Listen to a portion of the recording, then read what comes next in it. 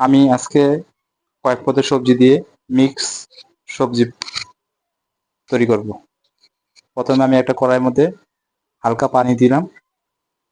পানি বড় আসার সাথে সাথে আমি এখন আমার যে সবজিগুলো আছে সেগুলো এখন দেব। প্রথমে দিচ্ছি আমি আলু,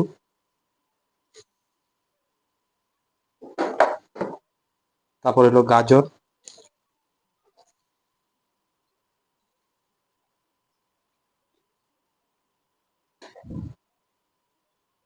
এখন এর সাথে অ্যাড করবো পইটা,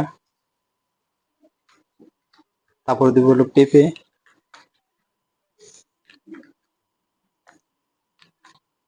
তারপর অ্যাড করবো বটবড়ি। আমি এগুলো এখন হালকা সিদ্ধ করে নেব।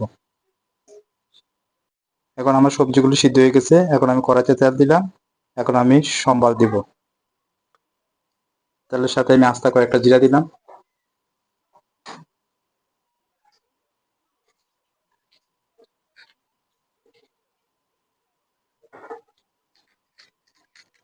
সাথে কয়েকটা শুকনা মরিচ দিলাম।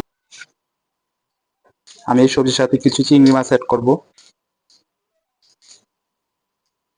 এখন আমি চিংড়ি মাছটি দিয়ে দিলাম।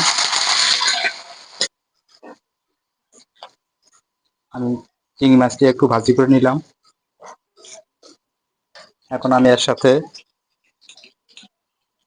আদা রসুন পেস্ট মিক্স করব।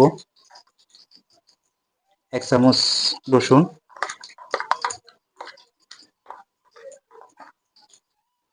আর 1/2 চামচ পরিমাণ আদা।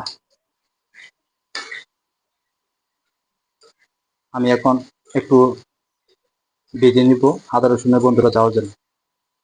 আমি এর সাথে অ্যাড করব 1 চামচ গুঁড়া মরিচ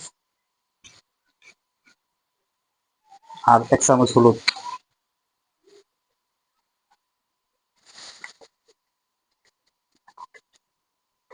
আমি এর সাথে অ্যাড করব কিছু পেঁয়াজ কুচি আর কাঁচামরিচ।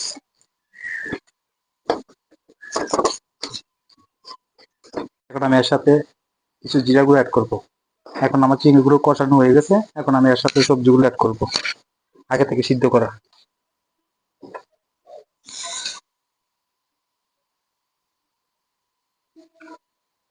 সবজির সাথে আমি লবণ অ্যাড করব 1 চামচ পরিমাণ। এখন আমার সবজি রান্না শেষ। এখন আমি এর সাথে কুচি কুচি করা ধনিয়া পাতা দিয়ে দেবো। দিয়ে আমি তরকারিটা নামিয়ে নেব।